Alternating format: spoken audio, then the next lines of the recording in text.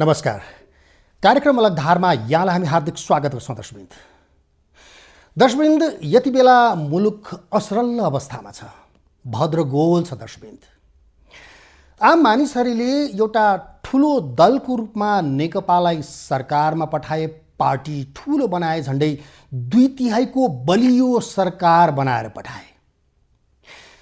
मानिसले सोचे, आम मानिसहरूले सोचे, अब मुलुकले विकास गर्छ, प्रगति गर्छ, समृद्धि छ, सुखै सुख छ मुलुकमा। तर भइदियो उल्टो दर्शकवृन्द। हो, जसलाई ठुलो दलको रूपमा पठाएका थिए ती दलमै घरभित्रै झगडा सुरु भयो लामो समयदेखि। अन्ततः यसले के गर्छ? आम मानिसहरूको बुझाइ छ कहीँ कतै प्राप्त उपलब्धि त गुम्ने होइन, अथवा व्यवस्था नै परिवर्तन त हुने होइन। हो, आजको विषय यही हुनेछ। यसका लागि आज हामीले कुराकानी गर्नको लागि नेकपाका स्थायी कमिटी सदस्य लीलामणि पोखरेललाई हामीले प्रत्यक्ष सम्पर्कमा जोडेका छौँ। लीलामणिजीलाई म स्वागत गर्न चाहन्छु। लीलामणिजी, स्वागत छ कार्यक्रममा। धन्यवाद। लीलामणिजी, अब यो के तमासा हो? यो तपाईहरुको पार्टीभित्र यो नौटङ्की समाप्त कहिले हुन्छ? यो पहिलो कुरो त तपाईले दुईटा पदावली प्रयोग गर्नुभयो, नौटङ्गी र तमासा भन्ने कुरा। यो पोलिटिकल पार्टीमा देखा परेका विचारहरूको बीचको द्वन्द्वलाई नौटङ्गी वा तमासाको रूपमा पहिले त्यो नै उपयुक्त पदावली भएन, हैन? ठीक छ, हाम्रो नौटङ्की हो कि तमासा हो त? त्यसको व्याख्या गरिदिनुहोस् त। अहिले कुन चाहिँ हो त त्यो? होइन, त्यही त नौटङ्गी पनि होइन, तमासा पनि होइन, पोलिटिकल डिबेट हो। है, राजनैतिक पार्टीभित्र यस्ता डिबेटहरू हुने गर्दछन्। त्यसलाई चाहिँ नि अस्वाभाविक पनि मान्न सकिन्न। तर अहिले जुन परिस्थितिमा अन्तर्विरोधहरू पार्टीमा भित्र चलिरहेका छन्, ती अन्तर्विरोधहरूको कसरी उत्पत्ति भयो भन्ने कुराहरूको तपाईँ सञ्चार माध्यमका साथीहरूले त्यसको बारेमा जान्ने कोसिस गर्नु भएन। केवल सतही प्रतिक्रियालाई मात्रै तपाईँले लिन खोज्नुभयो भने यसको समाधान पनि ठिक ढङ्गले हुँदैन। त्यसकारणले अहिले हामीले पार्टीभित्र देखा परेको चाहिँ नि समस्या चाहिँ मूलतः विचारधारात्मक समस्या हो। मूलतः यी विचारधाराको जगमा उठेका समस्याहरू हुन्। त्यो कार्यप्रणालीमा व्यक्त भएको छ। पार्टीले गत निर्वाचनमा जनताको अभिमत प्राप्त गरेर झन्डै 2/3 बहुमतद्वारा राज्य सञ्चालनको जिम्मेवारी पाएको कुरा सत्य हो। तर त्यो निर्वाचनमा पार्टीले घोषणापत्र पनि बनाएको थियो, जुन घोषणापत्रलाई आधारित गरेर जनताले आफ्नो अभिमत जाहेर गरेका थिए। त्यो घोषणापत्रमा हामीले के गर्नेछौँ, हामीले सरकार बनाएपछि अथवा हामीले बहुमत प्राप्त गऱ्यौँ भने हामीले जनताका बीचमा के दिनेछौँ, राष्ट्रियताको सम्बन्धमा के गर्नेछौँ, राष्ट्रिय समृद्धिका बारेमा के गर्छौँ, राष्ट्रिय अर्थतन्त्रको विकासका बारेमा के गर्नेछौँ, जलस्रोत विकासका बारेमा के गर्नेछौँ, शान्ति सुरक्षाका बाल गर्ने बारेमा के गर्नेछौँ, यी तमाम कुराहरूका बारेमा हाम्रा अवधारणाहरू त्यहाँ व्यक्त भएको छ। र सँगसँगै संविधानले निर्देशित गरेको बाटो पनि हाम्रा निम्ति मार्गदर्शक हो। समाजवाद उन्मुख समाज निर्माण गर्ने हाम्रो चाहिँ नि अहिले संविधानले हामीलाई त्यो दिशाबोध गरेको छ, त्यो दिशामा जाऊ भनेको छ।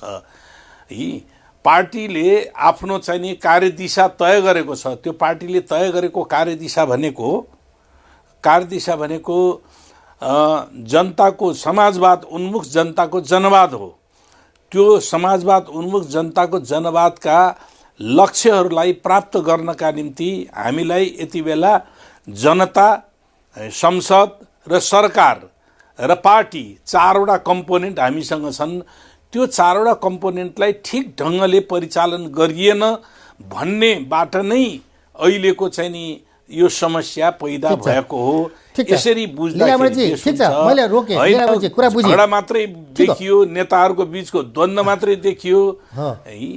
त्यसले चाहिँ नि सही विश्लेषण हुँदैन भन्ने मलाई लाग्छ। ठिक छ ल, अब तपाईँले यसलाई पोलिटिकल डिबेट भन्नुभयो। यो लामो समयदेखिको पोलिटिकल डिबेटलाई आम जनताहरूले यति लामो समयदेखि है, अब मुलुकमा यत्रो अवस्था छ, भद्रगोलको अवस्था छ, मुलुक राम्रोसँग सञ्चालन हुन सकेका छैन।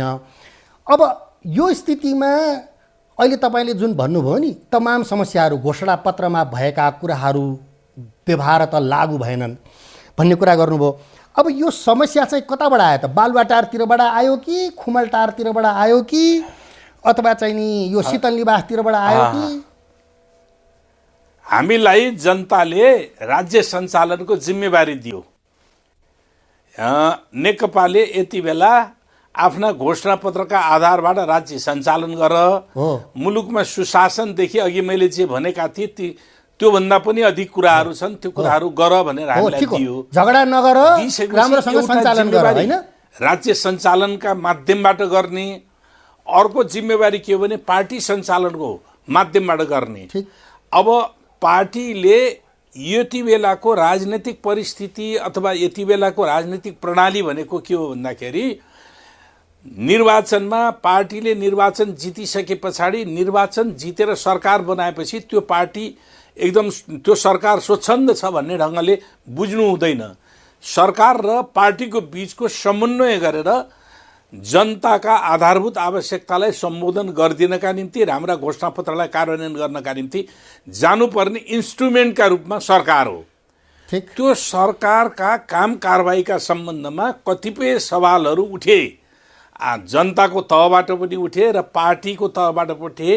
पार्टी र सरकारको समन्वय गरेर सरकार सञ्चालन गरिनुपर्ने बेलामा पार्टी र सरकारको समन्वय हुन सकेन एकातिर भने, अर्कोतिर पार्टी सञ्चालनमा पनि जसरी सञ्चालित हुनुपर्ने थियो पार्टी सञ्चालनको त्यो विधि सङ्गत पनि पार्टीभित्र त्यो पद्धतिहरूको चाहिँ नि अङ्गीकार भएन, जसका कारणले सरकार सञ्चालन, पार्टी सञ्चालन र पार्टीका विधि पद्धतिहरूको त्यो अङ्गीकार नहुँदाखेरि त्यसले पैदा गर्यो। ठिक छ, त्यो अङ्गीकार किन भएन त भनेर मैले अघि भने थियोरिटिकल बेस के हो त भन्दाखेरि आइडियोलोजिकल बेस हो, विचारधारालाई कसरी ग्रहण गर्ने, ग्रहण गर्ने, त्यो ग्रहण गरेको कुरोलाई व्यवहारमा कसरी व्यक्त गर्ने भन्ने कुरा नै यसमा चाहिँ नि निर्भर भएको छ। त्यसैले तपाईँले यसबाट प्रश्न हुन्छ कि सरकार सञ्चालन ठिक ढङ्गले वस्तुवादी ढङ्गले सबै क्षेत्रमा व्यवस्थित तरिकाले हुन नसकेको कारणले पैदा भएको समस्या, सरकार र पार्टीको बीचको समन्वयको अभावका कारणले पैदा भएको समस्या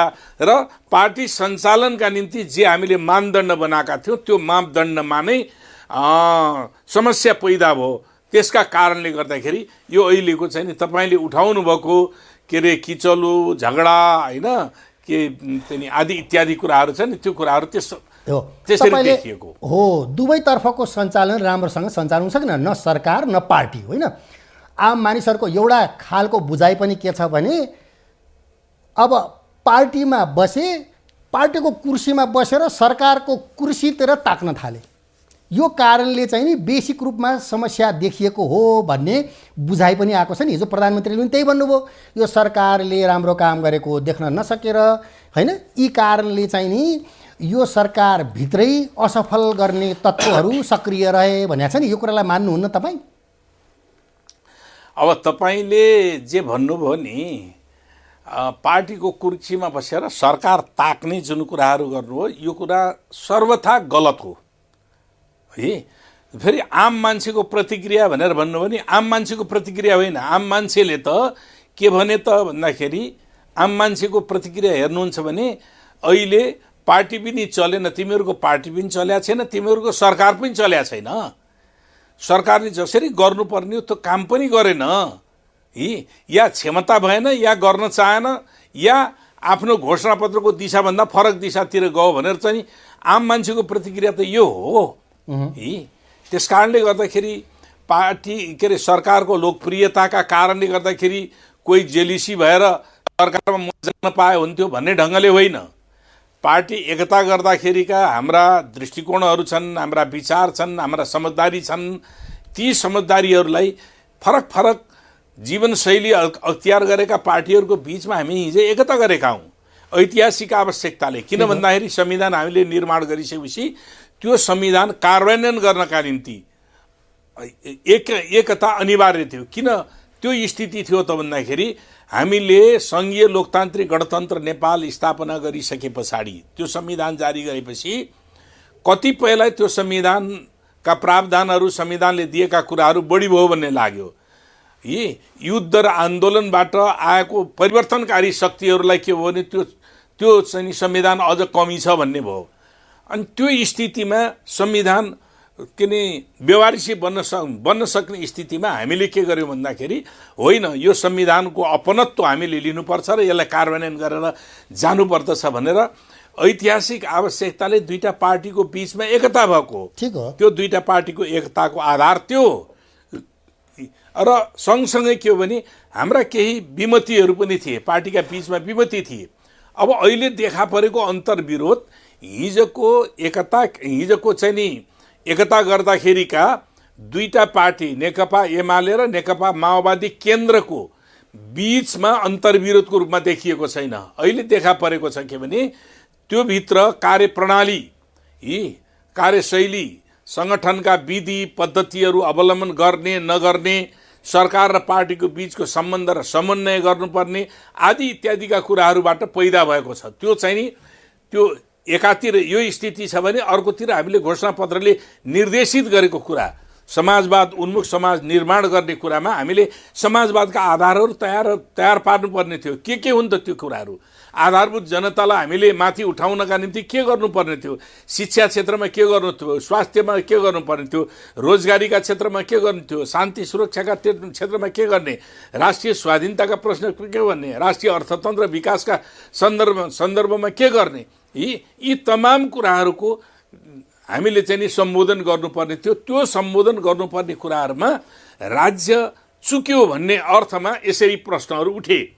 जनताको तहबाट उठेको चाहिँ नि आधारभूत प्रश्न चाहिँ त्यो राज्य चुक्यो, राज्यले ठिक ढङ्गले सम्बोधन गर्न सकेन, कोभिड महामारी आयो, यसलाई कसरी सम्बोधन गर्ने भन्ने सन्दर्भमा पछिल्लो चरणमा आउँदाखेरि राज्य अनुत्तरदायी बनेको देखियो कि जनताले पैसा भए तिमीहरूले उपचार गर, सरकारी अस्पतालमा पनि पैसा तिरेर उपचार गर, राज्यले पैसा तिर्न सक्दैन भन्ने जस्ता यी हाम्रो घोषणापत्रको विपरीत नीति हो। त्यो हामीले समाजवाद उन्मुख समाज निर्माण गर्ने घोषणापत्रले जनताप्रतिको उत्तरदायित्व एकाउन्टेबिलिटी राज्यको जति दायित्व हुनुपर्ने त्यो दायित्वबाट सरकार पन्छिँदै खोज्यो। अनि योभन्दा अगाडि कुरा गर्नुहुन्छ भने कोभिडको चाहिँ सुरुवातकै चरणमा के देखियो? केही पार्टीका अन्तर्विरोधहरूलाई खेल्नका निम्ति भनेर के देखा पर्यो त भन्दाखेरि अध्यादेश जारी गर्ने। जुन बेला राष्ट्रिय एकताको आवश्यकता थियो त्यति बेला अध्यादेश जारी गरेर पार्टी विभाजनका निम्ति अनुकूल परिस्थिति बनाउनु पर्दछ भन्ने सोच नै नकारात्मक सोचको रूपमा देखा पर्यो। त्यसकारणले यस्ता गतिविधिले के गरिदियो भने पार्टीमा पनि अस्वस्थ वातावरण बनाइदियो र सरकार र पार्टीको बीचको सम्बन्धमा पनि अस्वस्थ भयो। सरकार स्वयं सञ्चालनमा पनि उत्तरदायी बन्न नसकेको कारणले जनताको टिप्पणी पार्टीभित्र त्यसको रिफ्लेक्सन पार्टीभित्र पर्नु स्वाभाविकै हो र पार्टीभित्र एउटा नयाँ अन्तर्विरोधको रूपमा देखा परेको हो। र अर्को, सरकार सञ्चालन गर्ने व्यक्ति स्वेच्छाचारी काहीँ पनि हुनु हुँदैन। हामीले यसलाई अहिलेको राज्य सञ्चालन विधिलाई वेस्ट मिनिस्टर मोडेलबाट बुझ्यौँ भने त्यो गलत हुन्छ। संसदीय व्यवस्थाको अभ्यास गरेका छौँ, तर विगतमा बेलायतले अभ्यास गरेको वेस्ट मिनिस्टर मोडेल हामीले अभ्यास गरेका छैनौँ। हामीले समावेशी समानुपातिक सिद्धान्त लागू गरेका छौँ। तीनवटा सरकारको अवधारणा हामीले चाहिँ गरेका छौँ।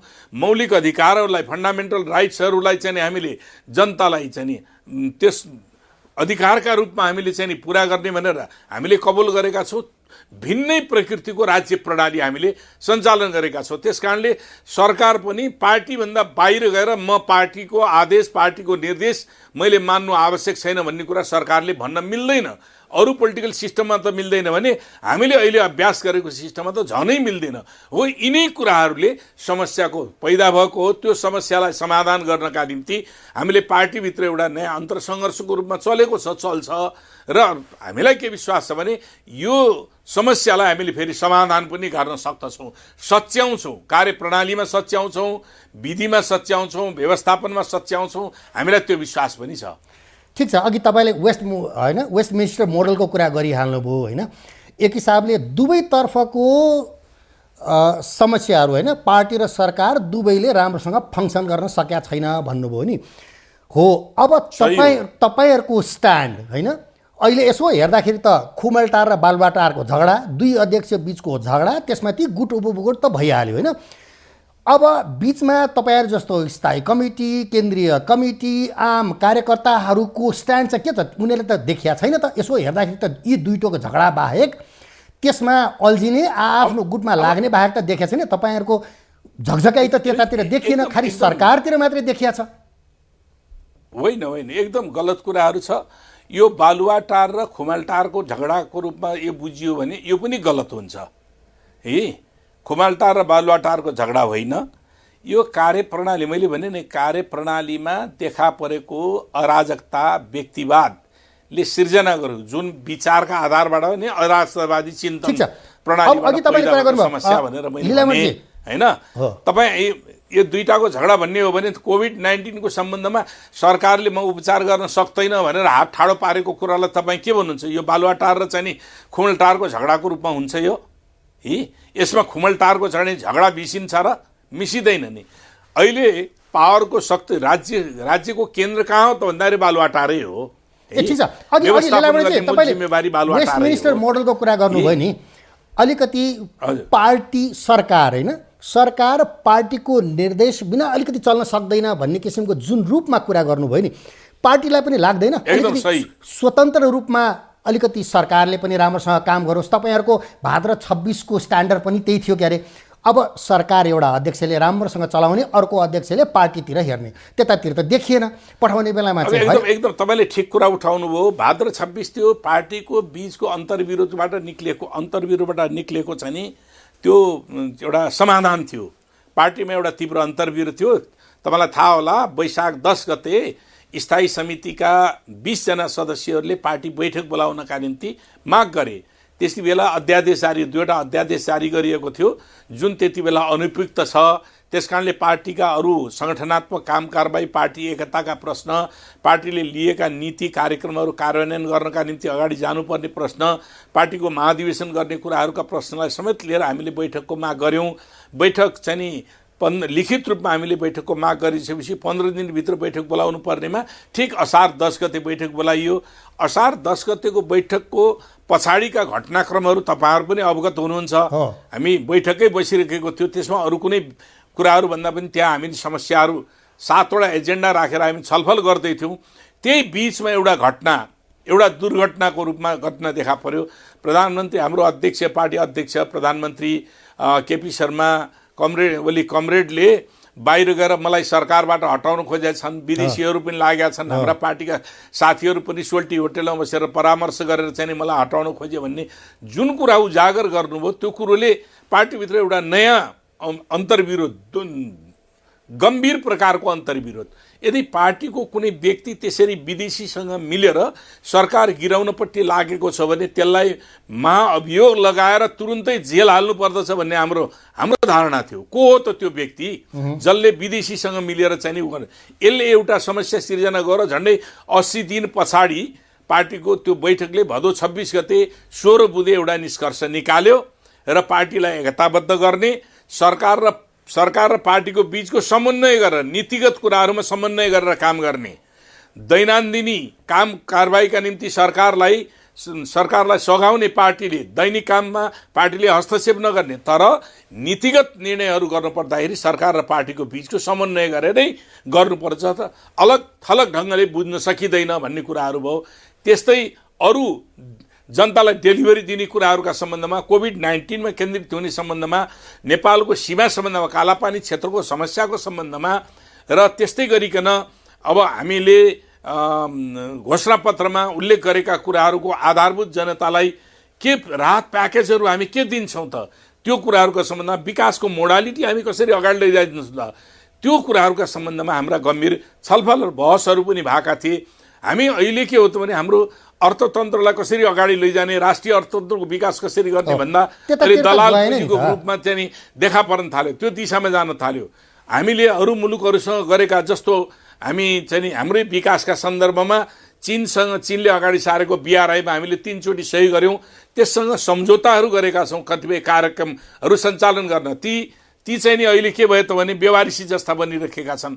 कुनै पनि कुराहरू जुन कुरा हाम्रो राष्ट्रिय हितभन्दा फरक कुरो छ, MCC जस्ता कुराहरू जसले हामीलाई चाहिँ ग्लोबल चाहिँ नि एलायन्समा अथवा सैन्य गठबन्धनमा हामीलाई लैजान्छ र कुनै अर्को मुलुकको विरुद्धमा प्रयोग गरिने हतियारको रूपमा हामीलाई चाहिँ नि हाम्रो भूमिलाई प्रयोग गर्ने चाहिँ नि उद्देश्य राख्दछ, त्यस्ता चिजहरूमाथि जोड दिन थालियो। ठिक छ लीलामणिजी, हाम्रो मोडालिटी र हामीले सोचेको मोडालिटी र अहिले सरकारले गर्न थालेको आर्थिक मोडालिटी गलत दिशातिर गयो। यो यसले ठिक छ। अब अहिले तपाईँले भने यो MCC को विषयमा एउटा छुट्टै डिबेट हुन सक्छ हैन। अब अहिले वास्तवमा एक हिसाबले हेर्ने हो भने डिबेट मूलतः अहिले तपाईँले MCC मा ल्याइहाल्नुभयो। एक हिसाबले पार्टीका शक्ति केन्द्रहरू यही MCC र BRI हैन मै डिबेटमा एक हिसाबले भनौँ न परिचालित छन्।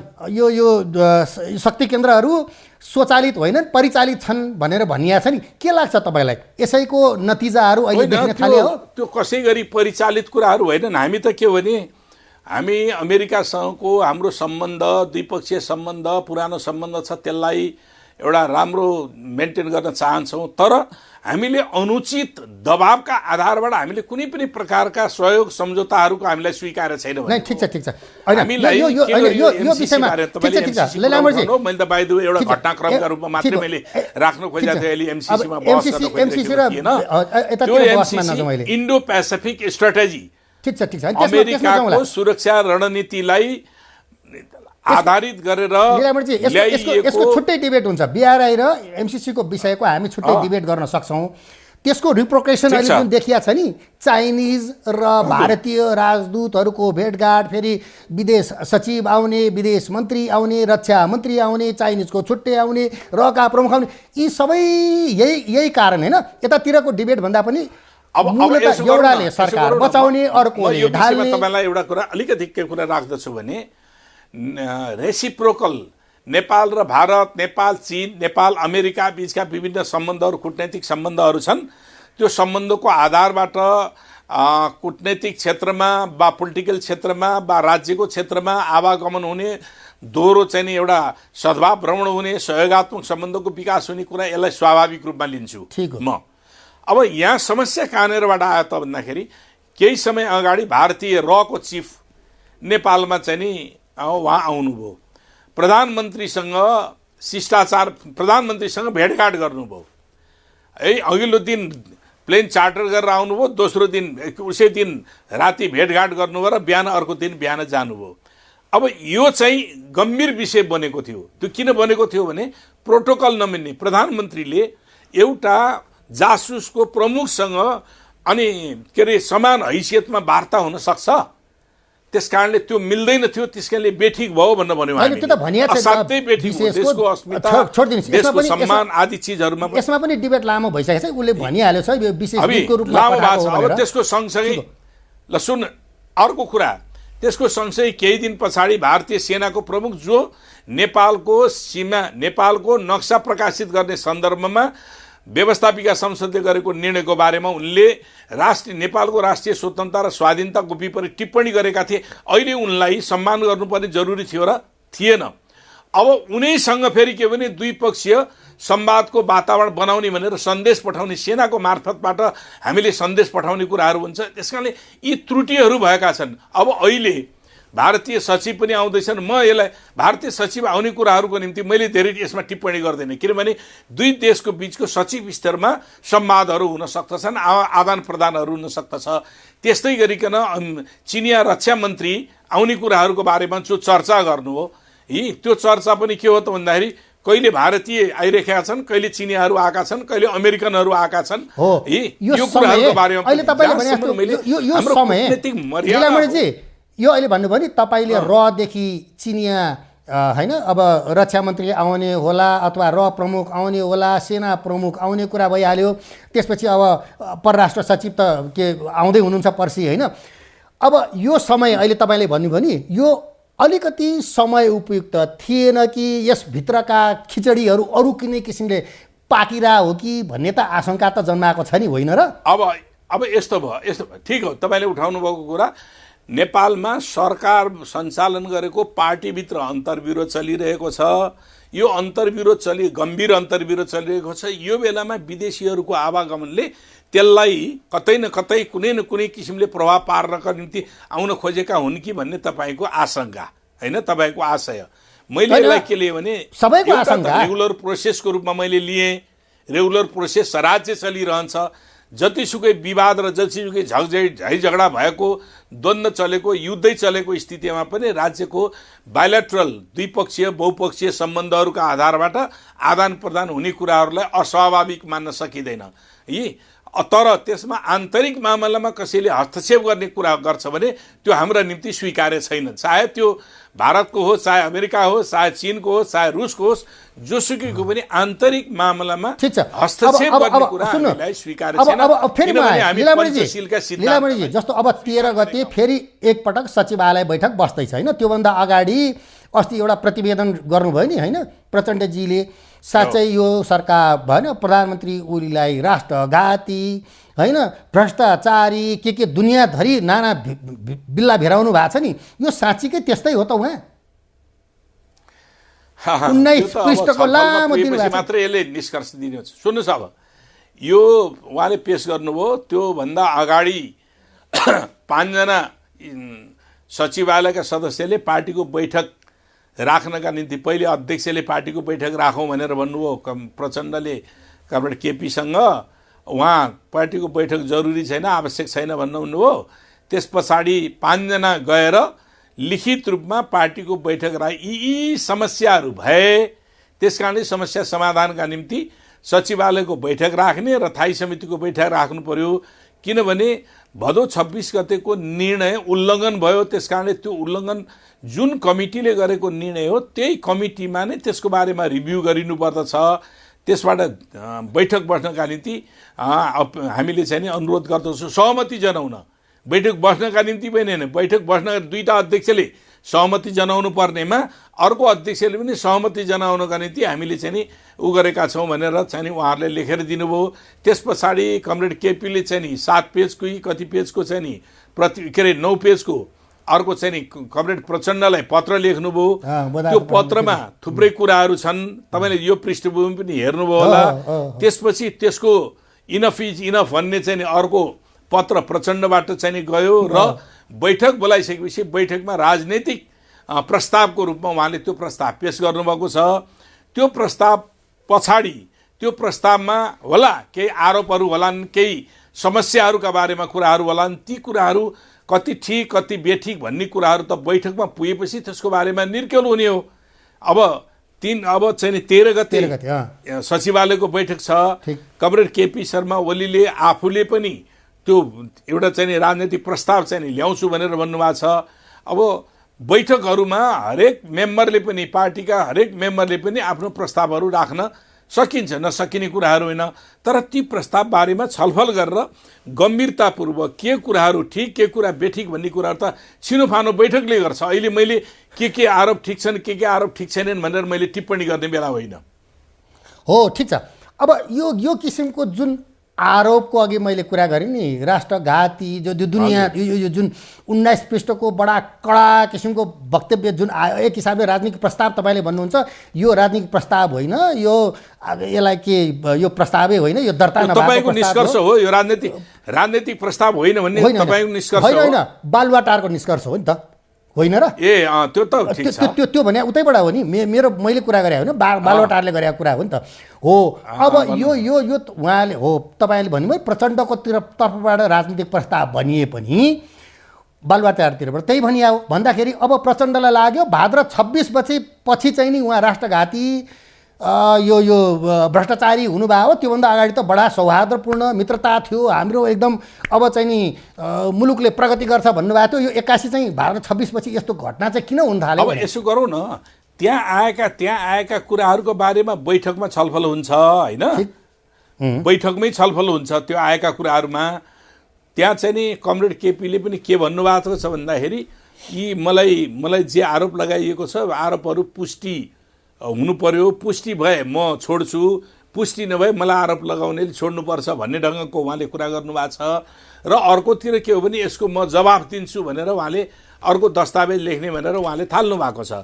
त्यस कारणले गर्दाखेरि प्रचण्ड कमरेडको पक्षबाट यो प्रचण्ड एक्लैको पनि होइन भन्ने कुरा सार्वजनिक रूपमा सुनियो।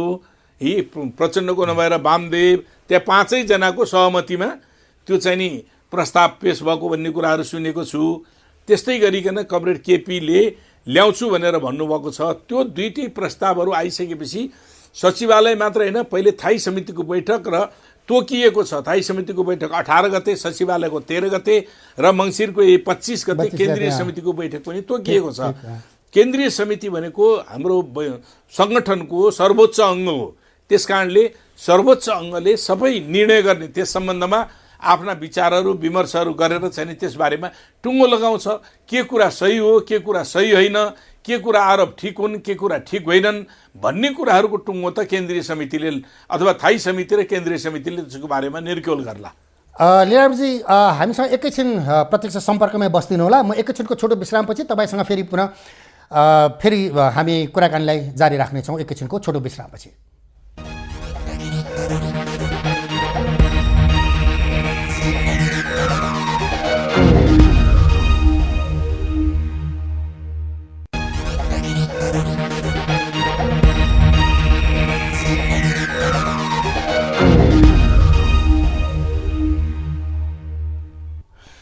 दर्शकवृन्द, फर द लिसनर्स, यहाँहरूलाई फेरि एकपटक जानकारी गराउन चाहन्छु। यहाँहरू हेर्दै हुनुहुन्छ अलगधारमा हुनुहुन्छ लीलामणि पोखरेल, नेकपाका स्थायी कमिटी सदस्य। लीलामणिजी, फेरि एकपटक विश्रामपछि स्वागत गरेँ तपाईँलाई। अब लीलामणिजी, अब यस्तो राष्ट्रघाती देशद्रोही भ्रष्टाचारी भनिसकेपछि अब एकै पार्टीमा सँगै रहन सक्ने अवस्था आउला त? अब के लाग्छ तपाईँलाई? अब एउटा कुरा के हुन्छ भने कम्युनिस्ट पार्टीभित्र बहसहरू गम्भीर ढङ्गले हुने गर्छन्। विगतमा पनि धेरै लामो इतिहास छ। कम्युनिस्ट पार्टीमा ठुल्ठुला बहसहरू हुन्छन्। कहिलेकाहीँ त सोभियत कम्युनिस्ट पार्टीको इतिहास हेर्नुहुन्छ भने मेन्सिभिक र बोल्सेभिक दुईटा अलग अलग सम्मेलन पनि गर्दथे।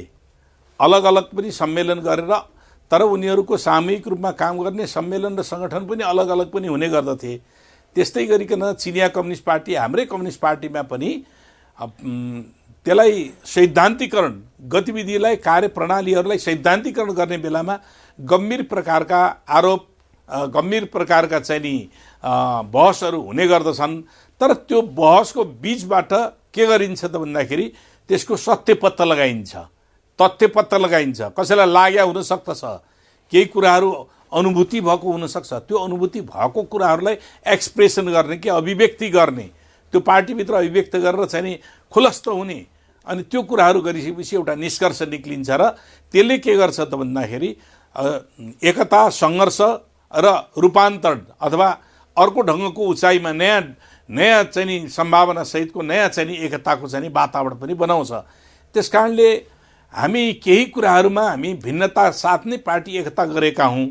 हाम्रा केही कुराहरू भिन्नता नै थिए, कार्यप्रणालीका भिन्नता थिए, आधारभूत सिद्धान्तमा हामी एक ठाउँ थियौँ होइन।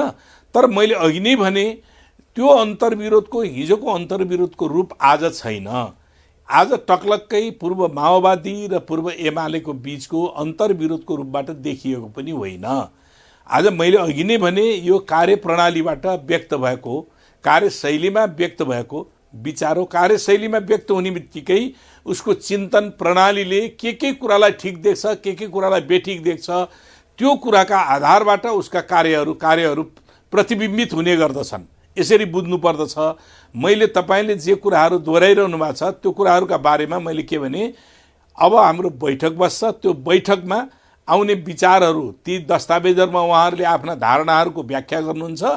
अनि व्याख्या गरिसकेपछि अनि त्यहाँ उपस्थित कमरेडहरूले आफ्ना धारणाहरू राख्ने दौरानमा त्यहाँ बल्ल त्यसको बारेमा टुङ्गो लगाउँछ। अहिले नै सार्वजनिक रूपमा त्यो प्रस्तुत गरेको दस्तावेजको बारेमा बहस भएको होइन र छैन। ठिक छ, बहस नभए पनि एउटा सतहमा त आइ नै सकेका छ यी कुराहरू होइन। यसले ल पार्टी त्यो त नफुट्ला तपाईहरू पत्रकारहरूलाई टिप्पणी गर्ने अरू जनसाधारणले पनि टिप्पणी गर्ने होइन ढङ्गको पोलिटिक्स अब भन्छ नि छोड्नुहोस् न, हाम्रो चाहिँ 19 सार्वजनिक पृष्ठको- बहसका रूपमा ती कुराहरू आइपुगे 19 पृष्ठको जुन तपाईँले राजनीतिक प्रतिवेदन नै भन्नु होला, त्यसलाई राजनीतिक प्रस्तावकै कुरा गर्नु होला। उसले होइन यो एउटा राजनीतिक प्रस्तावको रूपमा आएको नि, यो अघोषित रूपमा आएको हो, यो त्यो होइन सचिवालय बैठक नै अघोषित थियो भनेर पनि भनिएको छ। खैर जेसुकै होस्, अब यो स्थितिमा आइसकेपछि अब यसले ल पार्टी नफुट्ला, दुई अध्यक्षमध्ये एउटा अलिकति कमजोर पर्ने, एउटा अलिकति सुपर पावरमा पुग्ने स्थिति त होला नि त, जेसुकै भए पनि। होइन, यो सुपर पावर र कमजोर बन्ने हार जितको स्थितिमा लैजान खोजेकै होइन। देखिन्छ त यही ट्रेन्ड त यही देखिन्छ। समस्याका रूपमा देखा परेछ। मैले अहिले कमरेड प्रचण्डले प्रस्तुत गरेको प्रस्ताव बारेमा मैले केही पनि कुराहरू बोलेको छैन र म अहिले बोल्न पनि चाहदैन। जहाँसम्म अगाडिदेखिका अन्तर्विरोधहरू थिए, ती अगाडिका अन्तर्विरोधहरू नै हिजो हल भएका थिएनन्। हामीले के भनेका थियौँ भने पार्टी एकता यति बेलाको आवश्यकता छ। पार्टी एकतालाई धुरीमा राखेर हामीले चाहिँ नि आफ्ना सङ्घर्षहरू, आफ्नो अन्तरसङ्घर्षलाई पनि अगाडि बढाउने र हाम्रा कार्यप्रणाली सच्याउँ। हामीले त अघिल्लो चाहिँ नि 26 गतेको त हामीले कहाँ गल्ती गरेका छौँ, त्यो गल्ती गरेका कुराहरू पनि आफैले आत्मालोचित हौँ है। होइन भने हाम्रो जिम्मेवारीबाट हामी च्युत भएको ठहर्नेछ। हामी राज्यको जिम्मेवारी च्युत ठहर्छ र पार्टीको जिम्मेवारीबाट च्युत भएको ठहर्छ। जनताका बिचमा हामीले जे कबोल गरेका थियौँ त्यो कबोलबाट पनि हामी च्युत भएको ठहर्छ भनेर हामीले आत्मालोचित भएर कार्यप्रणाली सच्याउने कुरा पनि गरिरहेका छौँ।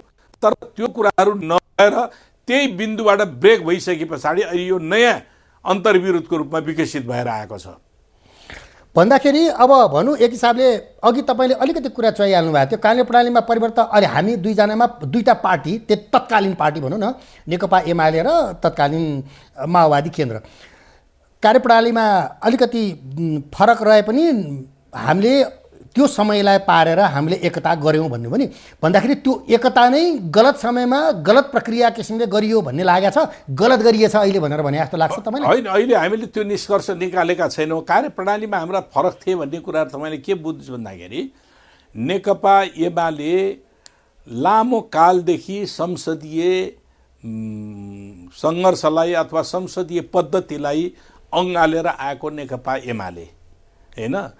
नेकपा माओवादी अथवा माओवादी केन्द्र पछिल्लो चरणमा आउँदाखेरि माओवादी केन्द्र जनयुद्धको पृष्ठभूमिबाट आएको। 10 वर्षको जनयुद्ध पछाडि एउटा शान्ति प्रक्रियामा आइसके पछाडि एउटा परिवर्तनको साथमा आएको छ। हिजो संसदीय प्रणाली, आज संसदीय प्रणाली त भयो तर राजतन्त्र रहित संसदीय, हिजो संवैधानिक राजतन्त्र सहितको संसदीय प्रणाली थियो।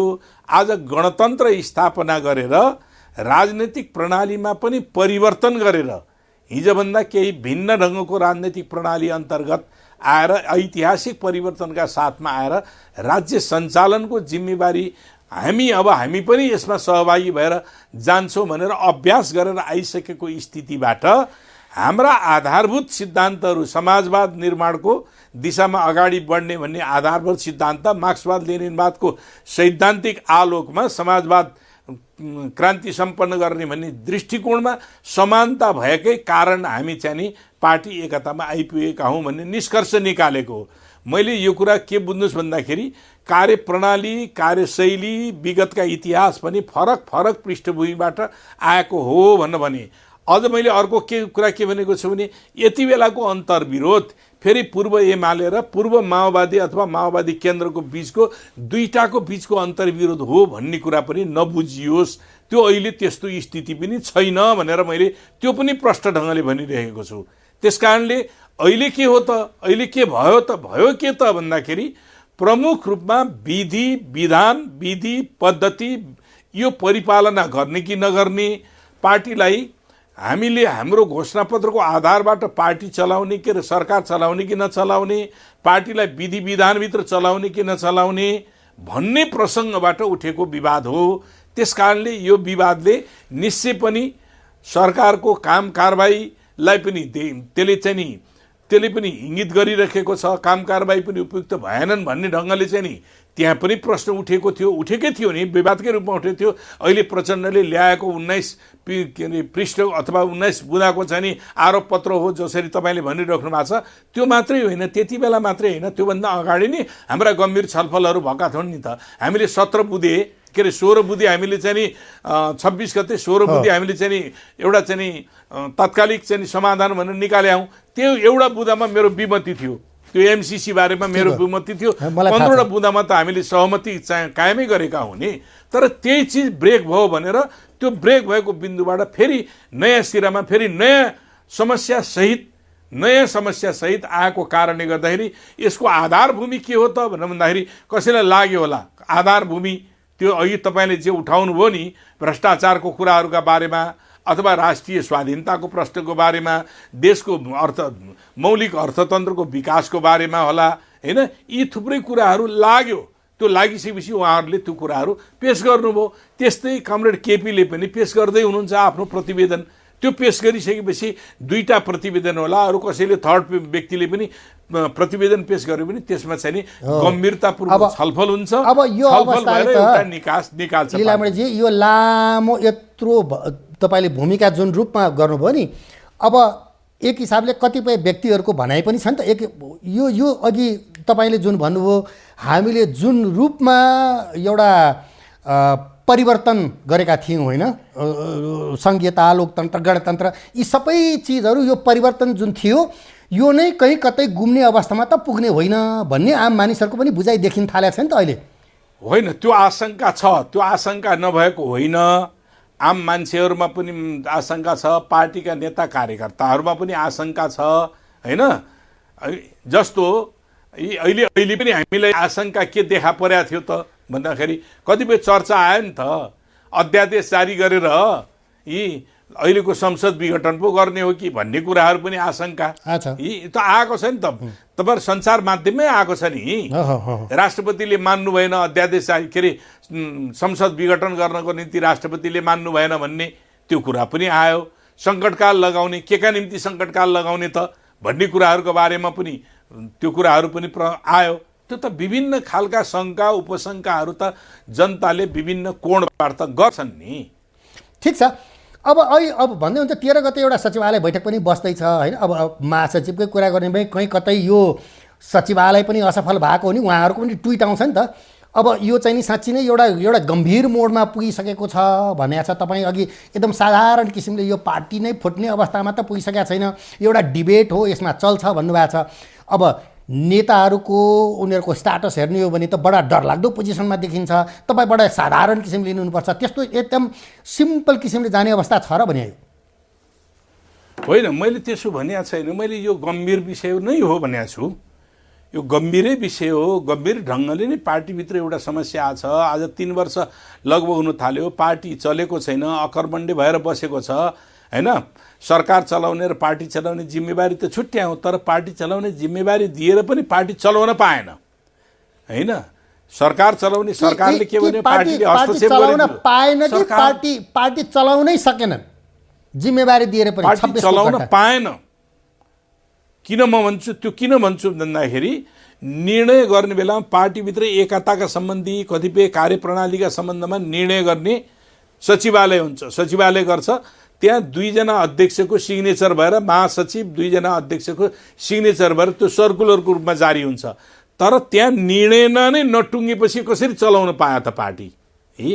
अब प्रचण्डलाई पार्टी चलाउने त पार्टी चलाउनु न, निर्णय नै नपुगेको कुरालाई 5 जना बसेर चाहिँ एउटा निर्णय गरेर चाहिँ यसलाई चाहिँ नि राजनीतिक प्रतिवेदन हो, बैठक बोलाएर गर्न सकिन्छ भनेर चाहिँ गर्न सकिने। तर चाहिँ नि अनि सरकारको काम कारबाहीतिरमा चाहिँ नि हजुर तपाईँको आग्रही प्रश्न भयो, किनभने त्यही बैठक बसेन, त्यही काम कारबाही भएन। अब त्यो हो भने तपाईँले बैठक बस्ने सहमति दिनुहुन्न भने अब 2 जनाको सहमतिबाट होइन, एक्लैले पनि सहमति गरेर बैठक बसाएर पार्टीको काम कारबाही अगाडि बढाउन बाध्य हुनुपर्ने छ भनेर अब कुराहरू गरेको। सकेसम्म सहमति गरेर जाउँ भने पार्टीमा एउटा विधि छ के, निर्णय प्रक्रियामा चाहिँ नि सहमतिको आधारमा सहमति भयो भने सहमति गर्ने, सहमति भएन भने बहुमत अल्पमतबाट पनि निर्णय गर्ने भन्ने त्यहाँ चाहिँ नि ठिक हो। पार्टीको विधानमा छ। अब बालुवाटारतिरबाट त त्यसकारणले- त्यो कुरा आएछ नि त, बालुवाटारतिरबाट त सरकार सञ्चालनमै अवरोध बाधा अप्ठ्यारो पार्ने काम चाहिँ नि पार्टीले गरिरहेछ, स्वतन्त्र रूपले सञ्चालन गर्न दिएको छैन भनेको छ नि त, होइन? होइन, सरकार सञ्चालन त मन्त्री परिषदमा, सुन्नुहोस् न, मन्त्री परिषदमा झगडा भएको छैन, मन्त्री परिषदले गर्ने निर्णयमा कहिले कहीँबाट रोकिया छैन। वामदेवजीलाई होइन? पठाउने कुरामा त भएको मन्त्री छ नि परिषदले त, गर्ने निर्णय कहीँ रोकिएको छ र? वामदेवजीलाई चाहिँ रोकिया छैन। राष्ट्रिय सभामा पठाउने कुरामा त भएको छ नि त, जबरजस्ती पठाउनु पर्ने स्थिति आएछ। आम जनता आम जनमानसको पनि एउटा वामदेवजीलाई होइन, जबरजस्ती त्यो त पठाइयो। त्यो के हो भने त्यो त पार्टीले प्रतिनिधि पठाउने हो नि, सरकारको काम होइन नि त त्यो त, होइन? पार्टीले पठाउने प्रतिनिधिलाई पार्टीको बैठकमा उहाँलाई अब पठाउँ भन्ने पार्टीले कुराहरू चाहिँ भयो। नि पार्टीले र त्यसमा यस्तो पनि निर्णय गरिदियो, काङ्ग्रेसको सुन्नु न, अध्यक्षले नै पहिले वामदेवजीलाई चाहिँ लीलामणिजी, पार्टीले यस्तो निर्णय गरिदियो कि न आम जनताले पनि हारिसकेको व्यक्तिलाई जबरजस्ती रूपमा ल उहाँ बाहेक अब विकल्पै त्यो बारेमा छैन त्यो भनेर। बारेमा रिभ्यू पछि गरौँला। ठिक छ, ल अब त्यसका तपाईहरुको बारेमा मेरा पनि भन्दाखेरि- केही टिप्पणीहरू अब होलान् अब होइन? अब ठिक छ, ठिक छ। अब हामी यो जनताप्रति कति ठिक छ। एकाउन्टेबल अब बन्ने, हामीसँग- कति उत्तरदायी बन्या छौँ छैनौँ, ठिक छ। अब होइन? त्यो कुराहरूको बारेमा रिभ्यू, मेरा पनि टिप्पणीहरू छन्। ठिक छ। तर अहिले के हो त भन्दाखेरि त्यो कुराहरू पार्टीले निर्णय गर्यो, पार्टीले निर्णय गरेपछि लैजाने कुराहरू त पार्टीले पठाउने भने जस्तो पठाउने हो नि त। फेरि अध्यक्ष, दुईटै अध्यक्ष, एउटा अध्यक्ष पार्टी मात्रै चलाउने, एउटा अध्यक्ष स्वयं आफैले आफैलाई आदेश दिने स्थितिमा हुनुहुन्छ नि त। ल ठिक छ। अब लीलामणिजीले ठिक छ, तपाईँको आफ्नो रिजर्भेसन होला, यो विषयमा पनि अर्को बहस हुनसक्छ। अब लीलामणिजी, अब भन्नु एक होइन, हिसाबले त्यो तपाईँले विषयमा भन्नुभयो- बहस हुनसक्छ। ठिक कति ठिक हो, ठिक हो, हुनसक्छ। है जनताले हामीलाई कति ठिक गर्यो, ठिक गरेका छैनौँ भन्ने कुराहरू जनताले दिएको टिप्पणीलाई पनि हामीले ध्यान दिनुपर्छ। ठिक हो।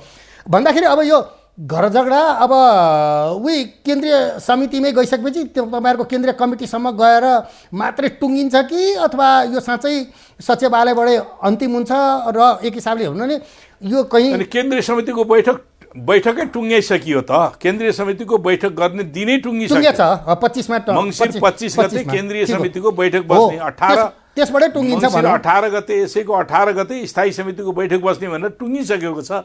टुङ्गेको बैठक त बस्नु पर्यो हो, नि। होइन, फेरि मैले यो भने- कार्तिक 15 गते ठिक हो। तोकिएको चाहिँ नि बैठक थियो। त्यसबाट चाहिँ नि तपाईँ यो घर झगडा पनि टुङ्गिन्छ भन्ने बुझौँ। अब यसलाई घर झगडा नभन्नु न, तपाईँले रिपिटेड घरभित्रकै झगडा त हो नि यो। भन्नुभयो। पोलिटिकल डिबेटको रूपमा त्यसो हो भने- मानिसहरूले पनि बुझेका छैनन् यसलाई, आम त्यसो हो मानिसहरूले भने पनि बुझेका सुन्नुहोस्, छैनन्। अब तपाईँले घरभित्रको झगडा भन्नु हो भने यसले राजकीय मामलामा असर पर्यो, सिङ्गो देशलाई पनि असर पर्यो भनेर भन्नु भएन नि त। यो घरभित्रको झगडा घरलाई मात्रै असर पर्ला नि ल त। ठिक छ, ल तपाईँकै भाषा चोरे मैले। तपाईँले भने जस्तो पोलिटिकल डिबेट जुन छ यो 25 गतेबाट टुङ्गिन्छ। अब 25 गते नेकपा केन्द्रीय समितिको बैठक बस्छ, सचिवालयले प्रस्तावहरू तयार पार्छ, स्थायी समितिको बैठकमा छलफल हुन्छ, छलफल पछाडि अनि केन्द्रीय समितिको बैठकमा चाहिँ नि त्यो चाहिँ नि छलफल पछि आफ्ना अवधारणासहित, स्थायी समितिका अवधारणासहित होला केन्द्रीय समितिको बैठकमा जान्छ। ठिक छ। हस्, यहाँलाई धेरै धेरै धन्यवाद लीलामणिजी, यति धेरै जानकारी गराउनु भयो अलगदारलाई। धन्यवाद। तपाईँलाई धेरै धेरै धन्यवाद। ल, धन्यवाद। दर्शकवृन्द, उहाँ हुनुहुन्थ्यो लीलामणि पोखरेल, नेकपा स्थायी कमिटीका सदस्य, अलगधारसँग कुरा गर्दै। हस् त, आजको अलगधारको निर्धारित समय पनि सिद्धिसकेका छ। नमस्कार।